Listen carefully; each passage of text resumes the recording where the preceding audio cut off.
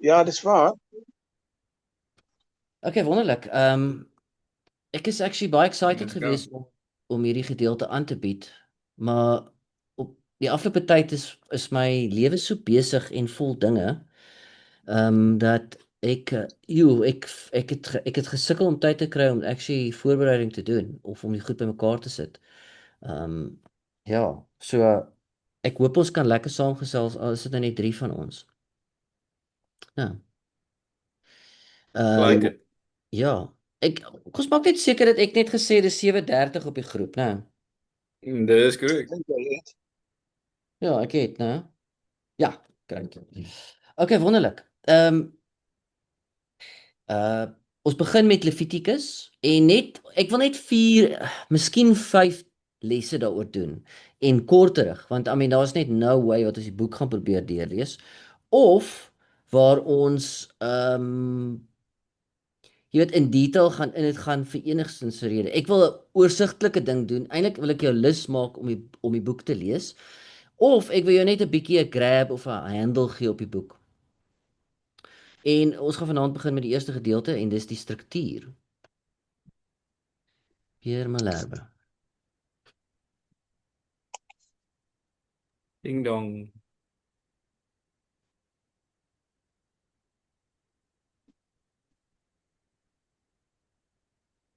Nou weer Pierre is jy in.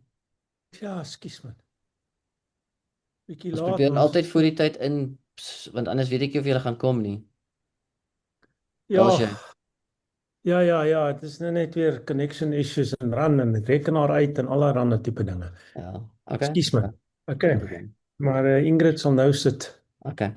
Great. Ons begin. Ek wil 5, maar ek dink ons gaan net by 4 uitkom. Ek wil 4 goedjies behandel oor Levitikus. En ons gaan so min versies lees. Ek wil net vir jou 'n basiese oorsig en 'n hulp gee tot die boek. Ah. Right, so ek noem die reeks sommer die lewe in Levitikus. Dis is 'n 2-minute en ons begin vanaand. Ek wil net kyk na die struktuur in die hele eerste 5 boeke die Torah. En die tema versie of gedeelte wat ons gaan hê is wie mag die berg van die Here opgaan en wie mag in sy heiligdom gaan staan. Dis 'n versie wat uit Psalm uitkom. Okay, great. Right, hierso is dit. Psalm 24. Dit gaan ons tema versie wees en iets wat ons kan mediteer op. Ons gaan nie baie versies behandel nie, maar jy kan ook die Bybel lees, jou eie versies lees. So, kom ons lees dit net saam. Psalm 24 vers 3 tot 6. En as dit al versies is wat jy leer of lees in die hele 4 lesse, dan is dit goed. Who may ascend into the hill of the Lord, or who may stand in his holy place? He who has clean hands and a pure heart, who has not lifted up his soul to an idol, nor sworn deceitfully. He shall receive blessing from the Lord, and righteousness from the God of his salvation. This is Jacob, the generation of those who seek him, who seek your face. Dit is vir my 'n baie interessante laaste stukkie, want Jacob is Israel, né? Jakob se naam het mos verander na Israel toe. Onthou julle? En dit sluit net aan by ons groter tema van wie is Israel. So as ons nou net na Psalm 24 vers 6 kyk en vra, as iemand vir jou vra wie is Israel? Wie is Jakob? Dan kan jy sê Jakob is die generasie van daai mense wat God se aangesig soek. Nou, dis so mooi actually. Wie mag Who may ascend into the hill of the Lord, who may stand in his holy place. Nou ons gaan leer dat the hill of the Lord and his holy place is dieselfde ding. Presies dieselfde plek. He who has clean hands and a pure heart, who has not lifted up his soul to an idol or sworn deceitfully, he shall receive blessing from the Lord and righteousness from the God of his salvation. This is Jacob. Dis die kinders van God. Wie is die kinders van God?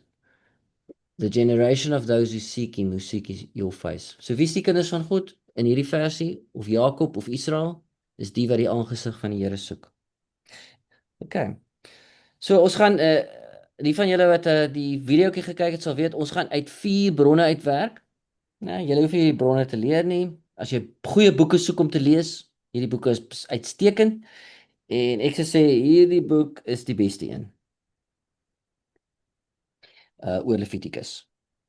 Terwyl hierdie is 'n tegniese boek oor presies hoe alles werk en hoe dit nie is nie en hoe mens verkeerd kan dink daaroor. Hierdie boek gaan net oor een aspek van Jesus se bediening en dis sy bediening voor die Vader nou na sy opstanding en die dood, en hierdie boek gaan net oor die bediening van Jesus op aarde.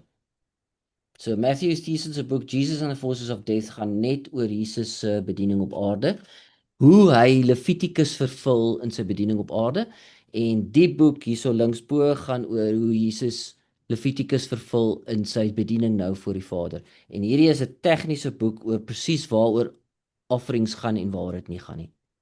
En hierdie boek is 'n devotional boek wat jy kan 'n jaar lees in daai boek. Daai boek, né, kan jy 'n jaar lees en dan voel jy is nog nie halfpad met hom nie. Ek het nog nie daai boek halfpad gelees nie. Hy's onuitputbaar. Okay, great. Ons gaan 'n bietjie met hom werk vandag. Net 'n klein bietjie. Okay, Michael Morales. Dis die boek. Hy is professor van Biblical Studies at Greenwald Presbyterian Theological Seminary, bla bla bla, en hierdie boek van hom is uiters bekend. Okay, great. So dis nie belangrik nie, as jy nie die boek gaan koop nie. Okay. Heel belangrikste ding wat ek vanaand gaan sê is uit sy boek uit, en dit sê die volgende, en dis belangrik vir die hele wet van Moses, nie net Levitikus nie, maar alles in die eerste 5 boeke van die Bybel. Hy sê the book of Leviticus is not presenting us with tedious ritual instruction. Rather, it narrates a theological story. Understanding Leviticus is to understand the way to God's presence, the path of life. En dis waarvan die hele Torah, die hele 5 boeke van die Bybel. Die boeke van die Bybel, die eerste 5 boeke, die wet van Moses, is nie reëls wat jy moet leer om na te kom nie. Dis reëls wat disguised is, of reëls wat disguised is in stories om vir jou te leer wie God is. Dit is eintlik om jou te prompt om 'n verhouding met God te hê, en Levitikus ook, boek Levitikus ook. So as jy hom net vinnig oppervlakkig lees, dan klink dit soos heeltemal instruksies vir priesters, maar eintlik is dit nie. Want ek weet nie wie van julle al Levitikus probeer lees nie. Jy kan nie agterkom wat daar aangaan nie. Probeer gou die eerste 5 hoofstukke lees. Doen jouself 'n guns en probeer die eerste 4 of 5 hoofstukke lees, en jy gaan agterkom, jy het nie 'n cooking clue wat daar aangaan nie. Jy lees goed, maar jy kan dit nie plaas nie. Dis omdat dit geskryf is vir mense wat reeds weet presies wat om te doen, en eintlik vir hulle probeer 'n weg na God se hart gee. So ons gaan daarop fokus.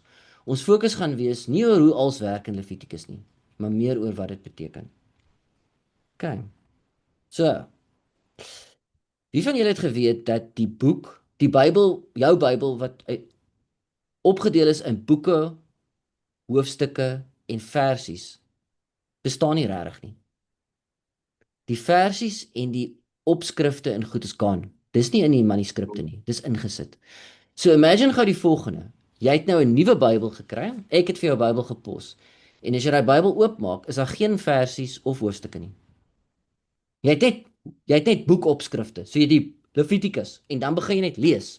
En daar's nie een versie of opskrif of niks nie. Dit is alles net, daar's ook nie punte en kommas nie, so terloops.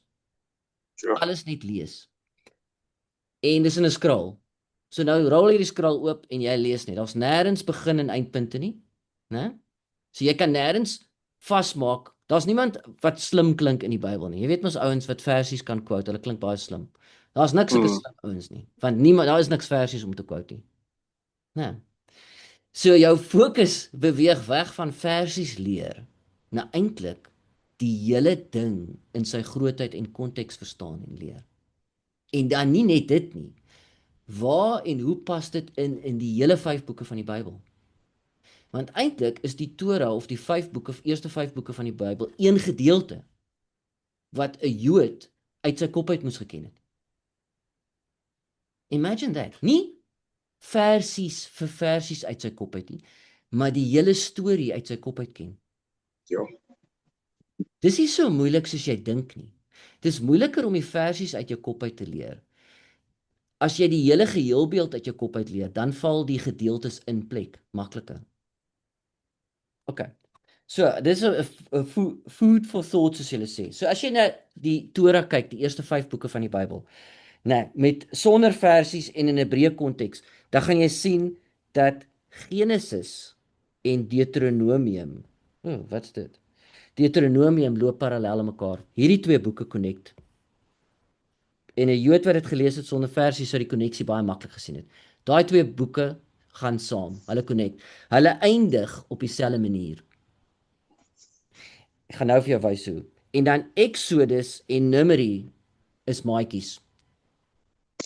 Nou, Exodus eindig en Numeri begin presies op dieselfde plek en hulle reroute mekaar. Hulle het dieselfde stories in.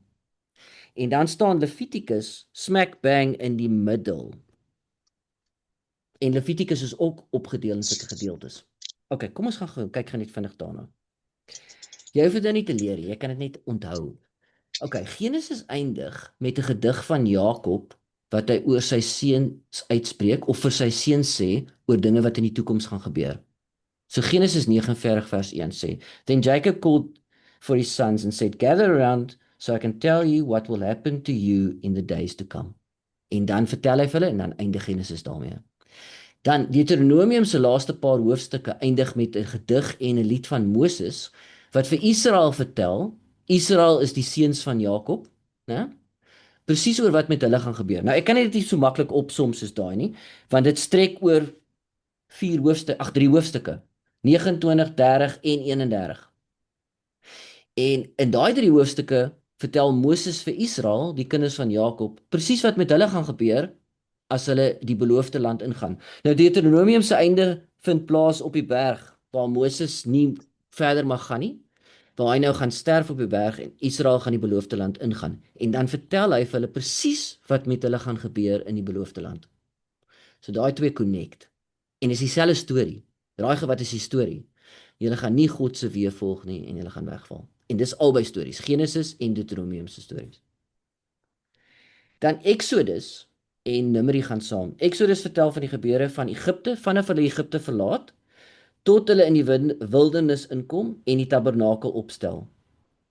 So Exodus, die hele boek Exodus gaan oor die Exodus uit Egipte, dan die gebeure in die wildernis. Dis net 'n paar dae actually. Gebeure in die wildernis tot hulle die tabernakel opstel. Met ander woorde, Moses gaan by die berg op, ontvang die 10 gebooie en terwyl hy op die berg is, maak hulle die goue kalf. Dan kom hy af en gooi die goed op die goue kalf, né? Dan eindig Exodus met 'n probleem, met 'n massive probleem. Exodus 40. Then the cloud covered the tent of meeting, and the glory of the Lord filled the tabernacle. Moses could not enter the tent of meeting, because the cloud had settled on it, and the glory of the Lord filled the tabernacle. Wat kind of weird was, want as julle onthou dat Moses kon by die berg opgaan en in die cloud gaan. Onthou julle dit? Moses kon by die berg opgaan en in daai wolk van God se teenwoordigheid wees. Nou Exodus eindig met 'n probleem. Moses kan nou nie meer in daai wolk ingaan nie. En die rede daarvoor is omdat hy die verteenwoordiger vir die volk is en die volk die goue kalf gemaak het en afgodsdiens verval het, soos daar beloof is hulle gaan. En dan kan Moses nie in die tabernakel in God se teenwoordigheid gaan nie. Nou, dan is die boek Levitikus en dan Numeri retrack Exodus se gebeure. So Numeri vertel die gebeure van die wildernis tot by die beloofde land. Die stories in Exodus word herhaal, of jy kan dink dat die plekke in Exodus weer besoek word. Nou daar's 'n teologiese debat daaroor. Moenie worry daaroor nie. Kom ons sê die plekke in Exodus word weer besoek. Nou, watter plekke? Daai klip wat Moses gepraat het mee en toegeslaan het. Daai plek waar hulle gekla het oor die kos wat hulle gekry. Al daai plekke word besoek. En dan Numeri begin met die boodskap dat Moses nou in die tabernakel mag ingaan. So Numeri 1 vers 1. The Lord spoke to Moses in the tent of meeting, in the desert of Sinai, on the first day of the second month of the second year after the Israelites came out of Egypt. So Numeri begin met dat die probleem nou opgelos is. God praat met Moses in die tent. Hy mag nou in die tent gaan, daar waar God se teenwoordigheid is. So Levitikus is die boek wat daai probleem oplos. Van Moses wat nie in die tabernakel in God se teenwoordigheid mag gaan nie, maar nou skielik mag hy. So Levitikus se rol in die 5 boeke is om te wys Hoe is daai spanning nou tussen Exodus en Numeri opgelos? Hoe kan ons nou in God se teenwoordigheid gaan? So dis 'n teologiese boek om te verduidelik hoe kan die mens wat nie in God se teenwoordigheid mag gegaan het nie, as gevolg van afgodsdiens, skielik nou in God se teenwoordigheid gaan. Okay. Leviticus is ook, it's also about moving back to Eden. Dis uiters belangrik. So ek weer herinner dat ek miskien die eerste paar boeke van die Bybel dalk anders lees as jy. Jy lees dit dalk as 'n manuskrip om te verduidelik hoe alles tot stand gekom het. Ek lees dit dalk as 'n manuskrip of 'n gedeelte as 'n prelude tot die hele storie. Dis 'n klein opsommingkie. As jy 'n boek vat, baie boeke as jy 'n boek lees, dan sal as eerste gedeelte wat jy jou vertel van die boek en dan begin die storie. So die storie oor die tuin van Eden volgens my, en dis nie net volgens my nie, dis volgens al hierdie ouens se boeke wat ek net gewys het, is nie 'n storie oor hoe goed tot stand gekom het nie. Dis eintlik 'n storie om te verduidelik wat God se wil was vir mense. Sy teenwoordigheid en hoekom mense uit dit uitgeval het. Nou, so in Psalm 15 sê Dawid, Lord, who may dwell in your sacred tent. Sy sacred tent is daai tent of meeting. Nou, dis die tabernakel. Onthou, in Dawid se tyd het die tempel nog nie bestaan nie. Who may live on your holy mountain. En die holy mountain of God, volgens Esegiel, is Eden. Okay. As jy meer daaroor wil weet, kan ek vir jou 'n link stuur om te verduidelik hoe weet teoloë dat die tuin van Eden op 'n berg was. Hoe weet hulle dit? Okay, dis nie like rocket science nie. Behalwe vir Esegiel wat dit duidelik sê, jy kan dit Esegiel 28 die hele hoofstuk gaan lees. Is daar honderde ander geweefde konteks wat dit verduidelik. So wie mag in die tent gaan, is dieselfde ou wat in Eden mag gaan. Verstaan julle dit? En albei plekke is die teenwoordigheid van God. Ons sal onthou dat Adam en Eva hulle is uit die tuin uitgejaag, uit God se teenwoordigheid uit. Nou, selfs soos die Israeliete was. Okay, so moving back to Eden. In die Pentateeg vind ons dat die cherubim, dis daai, jy kan dit nou maar engele noem as jy wil, of daai wesens met die swaarde net op 2 plekke in die Pentateeg voorkom. So daai woord kry ons net 2 plekke in die Pentateeg en 1 plek is by die ingang van die tuin. Dis daai cherubim met daai swaarde. Daai hulle dit. Toe Adam en Eva uit die tuin uit gegooi was, kon hulle nie teruggaan in die tuin in nie, want daar was 'n cherubim met flaming swaarde wat dit beskerm het. En dan die ander plek waar ons dit kry is geborduur op die veil wat die heiligste van heiligste beskerm. So daar's 'n groot gordyn wat die heilige van heiligste toemaak en op daai gordyn is daar gebrodeerde cherubims met swaarde. So dis eintlik volgens die ouens wat die tabernakel gebou het en volgens God se instruksie dieselfde plek. Die ingang na die tuin, na God se teenwoordigheid is dieselfde plek as die ingang van die heilige van heiliges. Sien jy daai prentjie? As jy 'n offer gebring het by die tabernakel, dan het jy 'n bak van vuur voor jou gesien. Jy het deur die heilige plek gekyk en na die gordyn gekyk. So daai goed was in lyn gewees, die offer, en as jy oor die offer gekyk het, dan het jy in daai gordyn vasgekyk wat die cherubims opgeborduur was. So dis jou pad na die teenwoordigheid van God. Dit is uiters belangrik dat die offers wat in Levitikus, waar jy gaan lees in Levitikus, word eintlik beskryf as 'n pad. Dis uiters belangrik, as 'n pad terug na die teenwoordigheid van God. En dit moet jy onthou, en dit gaan super belangrik raak later as jy die offers belangrik behandel. Okay, volgende deel. Charles, net 'n baie comment wat jy vroeër genoem het, net 'n baie comment om net dit vas te maak, want jy het net ook verwys. Jy het nou verwys na the walk of life, en dit het nou nogal vir my getref. Ja. So, we've got life. Yes. And the walk of life is into the presence of the Lord. Jesus sê dat die lewe is wat? Wat is die lewe in Johannes? Is dit Dis 14? Christus. Ja, dis om Christus te ken. Dis wat Paulus sê. Ja, is dit Paulus of Johannes? Uh, This is um, this is life, that they may know me. No, dis Johannes, ja. Maar hy het mos gesê om te lewe is Christus, om te sterf is wins, is Paulus, ekskuus. Ja. Maar Ja. Dit okay, is maar ja, the uiters walk is belangrik. Dankie Piet. yes. Die Ja. die pad na die lewe is die teenwoordigheid van God. Die Ek pad wil dit van die ons is nou besig met 'n Bybelstudie, maar ek wil dit sommer op hierdie Bybelstudie sê. Die pad na die lewe is nie Bybelkennis nie. Dit is nie Bybelkennis nie. Dit is 'n persoon, Jesus Christus, want hy is die lewe wat God vir ons gee. Dit is die lewe, dit is wat God vir ons wil. Amen. God wil hê ons moet die Bybel ken en verstaan. Maar hy wil iets meer as dit hê. Hy wil hê ons sy teenwoordigheid hê. Ons moet in sy Amen. teenwoordigheid kan wees en kom. Dit is die lewe. Dis wat hy wil hê. Wat gebeur in sy teenwoordigheid? Ons gaan dit leer in die volgende goed. Okay, dis uiters exciting. Okay. So hierdie moet julle baie, as jy nie met my saamstem hieroor, wil ek met jou gesels hieroor, want dit is uiters belangrik dat jy hierdie parallel sien. Daar's 'n tabernakel wat 'n outer court het en 'n holy place en 'n most holy place of holies of holies. Dan in Genesis sien ons daar's 'n tuin. Daar's 'n tuin in die middel en dan's daar 'n area wat hy Eden noem om dit. Die tuin is in Eden, maar Eden is nie die tuin nie. En dan's daar 'n gedeelte buite dit wat hulle the world noem of Nod. En dis waartoe Kain gegaan het na sy broer doodgemaak het. En dit is word teenwoordig deur die outer court. Die outer court is 'n plek waar Gentiles mag gaan wat nie Jode was nie. Die heilige plek mag net Jode gegaan het en die Holy of Holies mag net die hoofpriester een keer 'n jaar gegaan het. Kan dit belangrik. En daai goed is parallel met mekaar. Ons kan weer daaroor praat. Okay, great.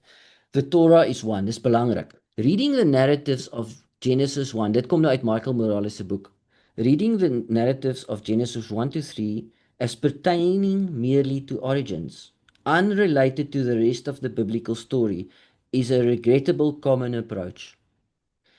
From the perspective of the Pentateuch's overall composition, however, the theological role and pragmatic function of Eden is deeply significant. So wat hy probeer sê hier, of kom ek sê dit so, as jy Genesis 1 tot 3 lees, as iets wat gaan oor origins, oor hoe mense of diere op aarde gekom het, dan disconnect jy dit van die res van die boek van Genesis en Exodus en Levitikus en Numeri en Deuteronomium. Want raai gou wat, daai boeke gaan nie oor origins nie, of hoe mense nie. Daai boeke gaan oor wat? Wat? 'n Profesie oor dat Israel of Jakob nie volgens God se weë gaan wandel nie. 'n Krisis laat die persoon wat hulle verteenwoordig, Moses, nie in God se teenwoordigheid kan mag kom nie. En die oplos van daai probleem in Levitikus, oor hoe kan mense nou skielik in God se teenwoordigheid gaan. Dis waaroor die hele Pentateuch gaan. Die teenwoordigheid van God en hoe kan ons daar kom? Nie oor hoe mense of diere of voëls of sonne of plante of goed op aarde gekom het nie. That is not what the Bible is teaching us at all. Okay. Welkom Anida. Okay. So Levitikus. Ek gaan net ek wil net hierdie versie behandel, is nog 'n versie. Speak to the people of Israel. Kan julle dit actually sien op julle screens? Groot genoeg. Yes. Okay, speak to the people of Israel and say to them, when any man, okay, daai vertaling moet nou wees human, when any human of you brings an offering to the Lord, you shall bring your offering of cattle from the herd or from the flock.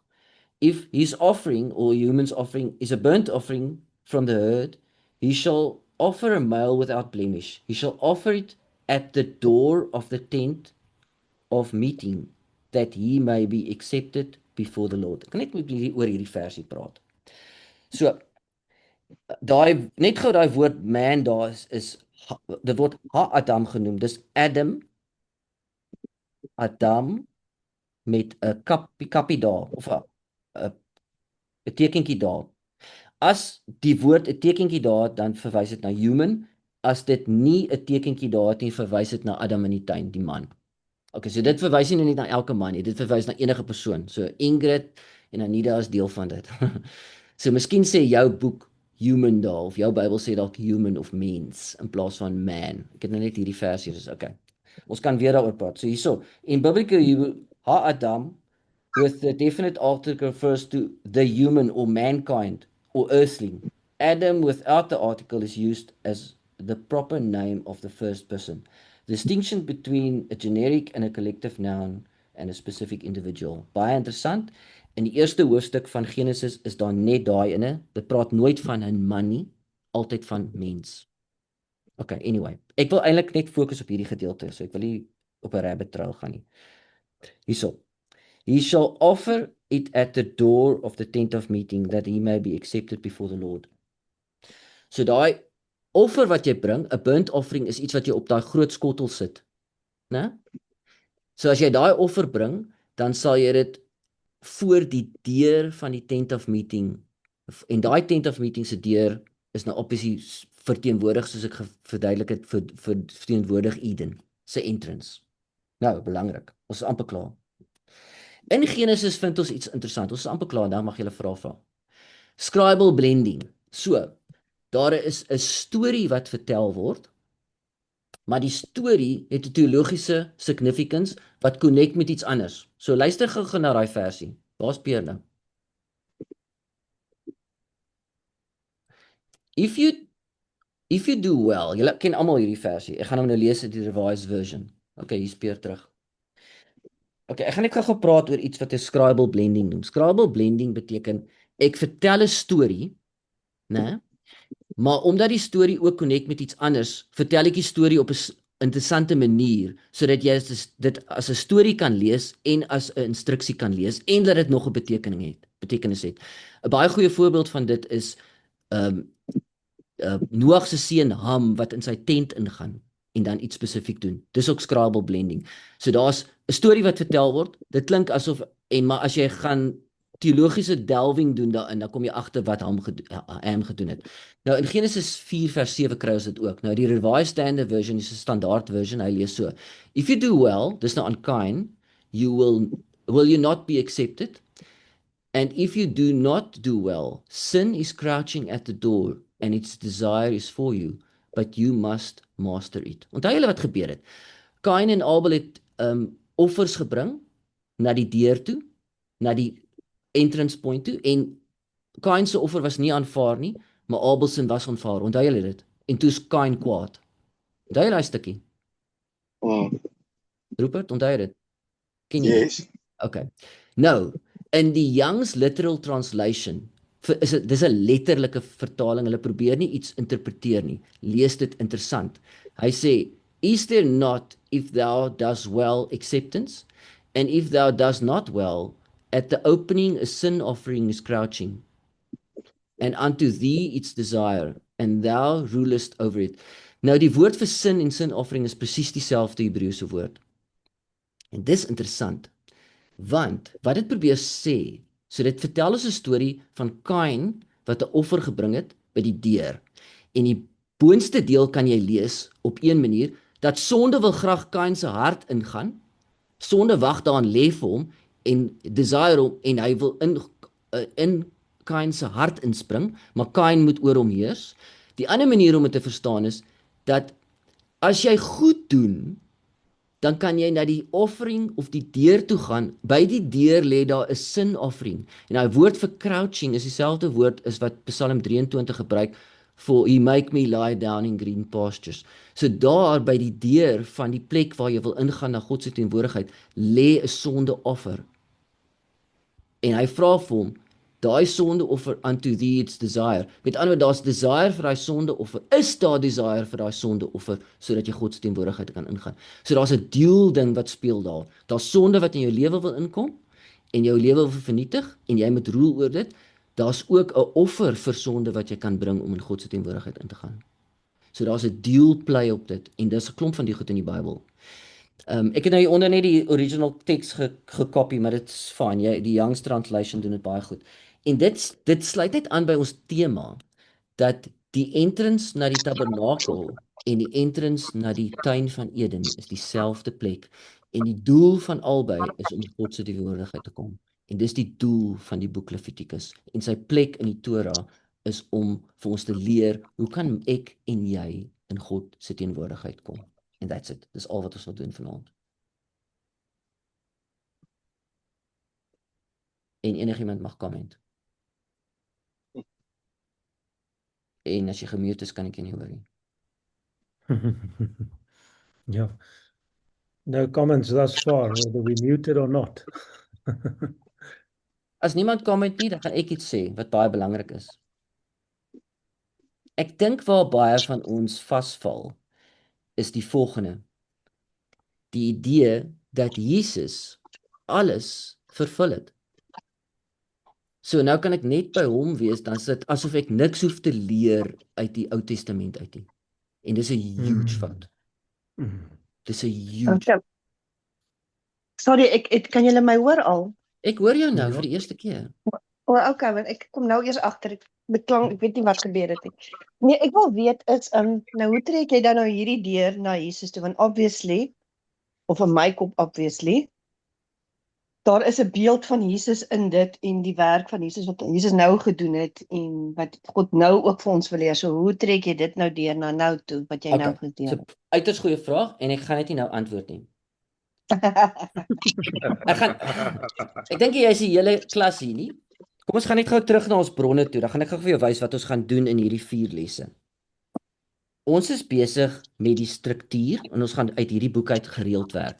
Nou, so hy gee vir ons struktuur vir die boek en die boek het 'n devotional tema om die boek is amazing. Dit is net soos in jy wil dit net opvreet want dit wys vir jou God se amazing hart om jou in sy teenwoordigheid te kry.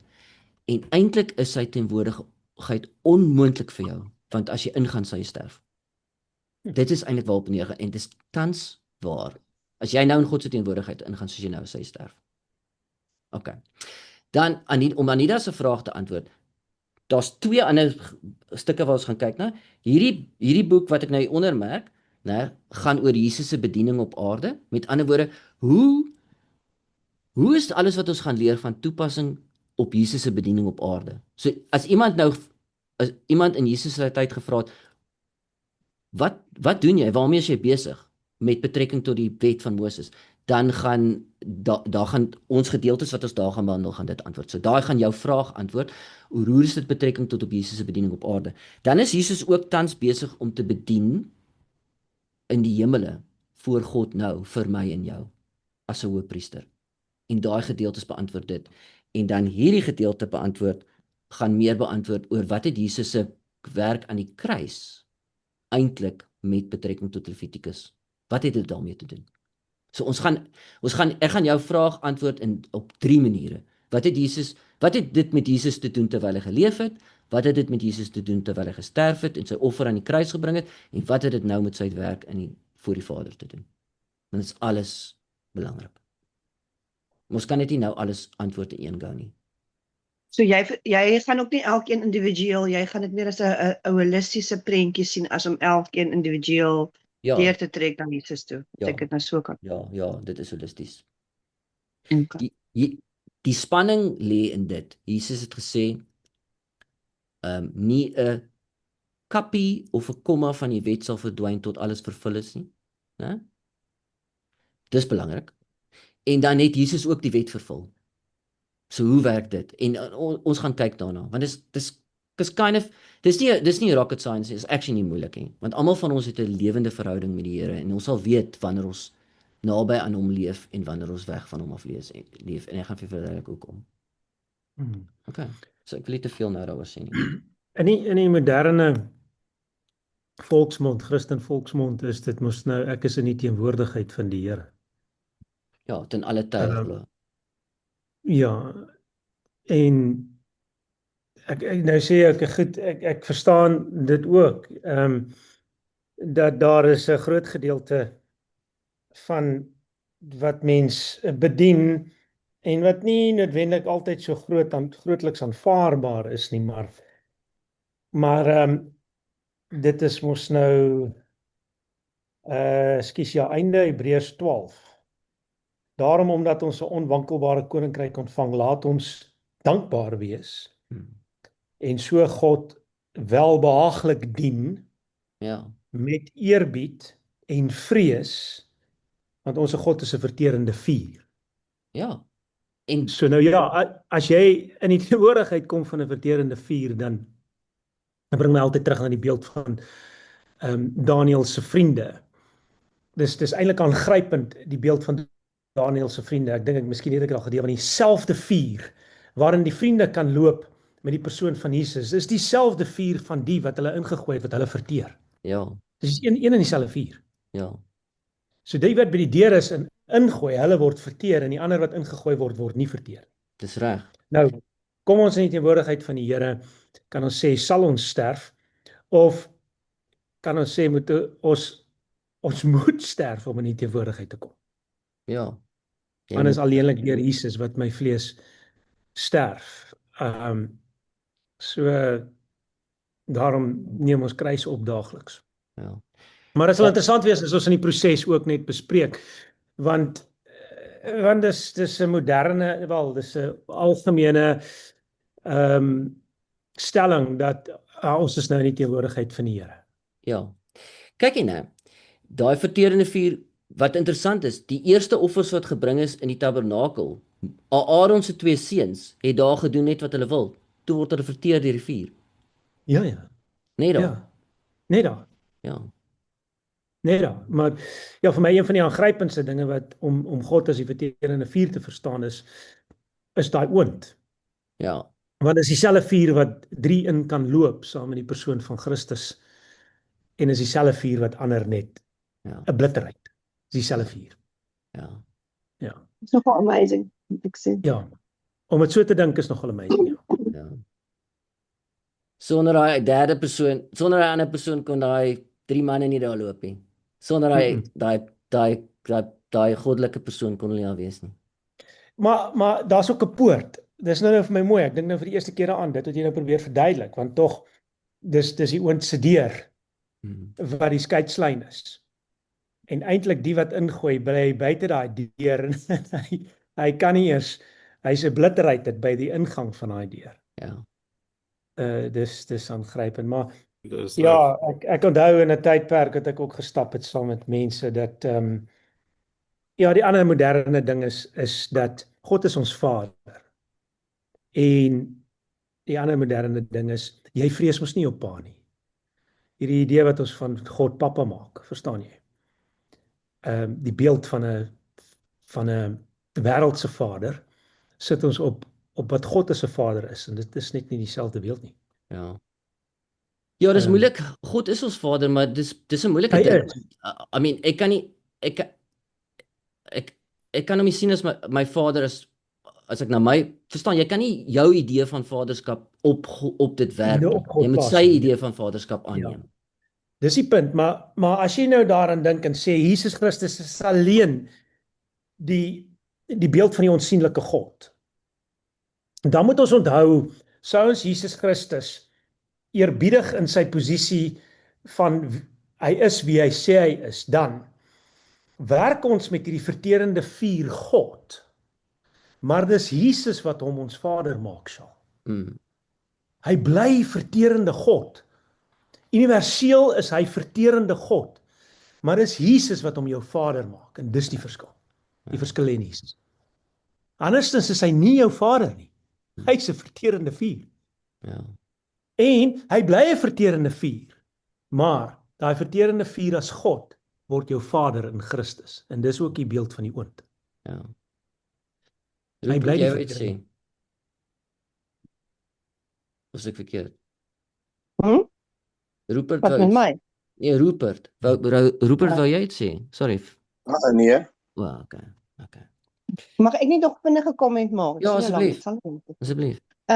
Dit was nou interessant wat Pierre nou gesê het en ten opsigte van wat jy gesê het van the sin is crouching for you at the door. Die ouens wat hom ingegooi het, sin was crouching for them. Ja. En die ander 3 manne het God se teenwoordigheid gesoek. En omdat hulle God se teenwoordigheid gesoek het, het hulle bly leef. En die ander ouens that succumbed to the crouching of the sin, het nie oorleef nie. So hulle, die een lot wat die God gesoek het, sy teenwoordigheid gesoek het en hulle self verloon het, hulle het bly leef in die vuur. So, ek dink tog maar net vir my interessant hoe die goeders by mekaar pas. Ja, dit is interessant, ja. Konsekwent, absoluut konsekwent. Okay, is daar nog iets wat iemand wil sê?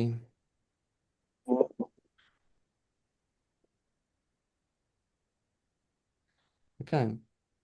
Toe. Ja, ons hoef nie aan te gaan nie. We can say bye. Ons hoef nie. Sal daai Ons kan boek, maar aan. daai Ja, ek boek gaan is vir julle sê, nogal duur. ja, ekskuus Ingrid, Ek sê daai boek is nogal duur. wat is hy? Waar Wat kos hy? daai boek van Who Shall Ascend the Mountain of the Lord. Kyk 'n lot, R630. Ja. Ons moet dalk elkeen 'n boek koop en maar in 'n biblioteek maak of so iets. Ek het 'n deal vir iemand. Ek het probeer al my boeke convert na digital toe. As jy hierdie boek regtig wil koop, dan kan jy dit die digital prys is goedkoper, kan jy my boek koop vir die digital prys. Ja, ek hou van papier. Ek ook ja. Ja. Ja, ek So, ook, maar I mean, ek kan nie Laat maar weet, laat maar weet as dit regtig so ek het deal seker is, 40 maar, boeke weggegooi die afgelope week. So wat is die Nou, digital prys? I don't know. Weet jy nie wat die digital prys is? Jy sê dan dit is goedkoper. Dis gewoonlik goedkoper. so weinig ek- Ja. By Amazon. Ja. Okay. Die boek is awesome, maar die boek is die boek is 'n super intens lees want hy gaan die woorde in Genesis 1 oor die lampstands en al daai goed gaan hy ontleed. Dis is 'n lang lees, maar dis 'n lekker. Dis baie awesome actually. Okay, nou laat weet ons dan, Shaw. Ekskuus. Ek sê dan laat weet ons dan maar. Ek weet nie wanneer ons volgende ons moet nou donderdag wees, maar ek het nie my lewe is 'n bietjie chaotic. Ek kan nie môre aand weer klas aanbied nie. Ja, is Okay. reg. Volgende week in Hoorie maar donderdag. daai boek as ons hom nou koop met jy hom teken sodat hy eendag bietjie meer werd is. Dis nie my boekie. Ek kan nooit sulke goed uitdink soos daai. Nee, maar ek weet jy het hom geteach, dit sal ook baie waarde hê. Okay, luister gou, as jy actually die boek wil verniet, luister. Die Bible Project se goed oor Levitikus, ek kan jou nou sê, kom omtrent 80% uit daai boek uit. Oh wow. Baie dankie. Die Bible Project as jy nou hulle podcast toe gaan oor Levitikus, dis seker 8 of 9 lesse, miskien meer, maar hulle gebruik hierdie ou se boek, omtrent meeste van die goed kom uit hierdie ou se boek uit. Hierdie ou se boek is awesome. Okay, ek het iets om gou jou brein te pak. Okay. Nee, want ek sien nou jy doen nou die tabernakel prentjie daar en ek het ook al daai diagramme gesien wat hulle vergelyk die garden tabernakel. Daar was een ding wat vir my nog altyd interessant was. Obviously op 'n sekere tyd mag net die hoofpriester ingegaan het by daai Holy of Holies. Ja. Maar hulle het altyd 'n tou rondom sy enkel gebind Ja. voordat hy ingaan. Apparently ja. Dit was my altyd net so interessant om te dink, hy gaan nou in. But there's always an element of my worldly inkling to cling to something worldly. I'm taking in with me. Just in case. Want op die einde van die dag, hulle kon hom nie al gaan uithaal nie. As hy daar ingaan en hy's gevind onheilig, dan sterf hy. Dis hoekom hy die tou om sy been gehad het. Want niemand anders kon hom gaan haal nie. Uittrek. Dis die ding. En hulle kon nie ingaan om hom te gaan haal nie. So hy sou daar dood. Maar hulle het hom ingetrek aan sy enkel met die tou. Maar die feit dat die priester dit om sy enkel gehad het, was vir my altyd interessant. You taking in something worldly. Just in case. Is dit iets wat my altyd geprikkel het, maar jy het dit ook al so gelees en verstaan. Ja. Nee, die worldly ding, nie die tou om sy enkel terwyl daar ingegaan het. Ja.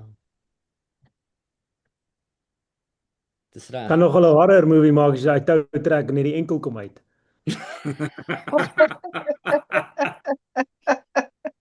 Not where I was heading, maar I see your picture. Okay julle. As iemand nog iets wil sê, is dit reg. Maar anders kan ons baie sê. Ja, lekker. Okay, cheers, dankie. Okay julle. Bye. Nee, maar dit is. Wil jy nog iets sê, Ingrid? Wanneer kom ons weer by mekaar? Waarskynlik volgende week in donderdag aand. Lekker lag sy. Wat is nou so Ja. snaaks Anita? Lekker om te lag. Ek sien die prentjie van die enkel. Ek kan nie Oor help die nie. enkel.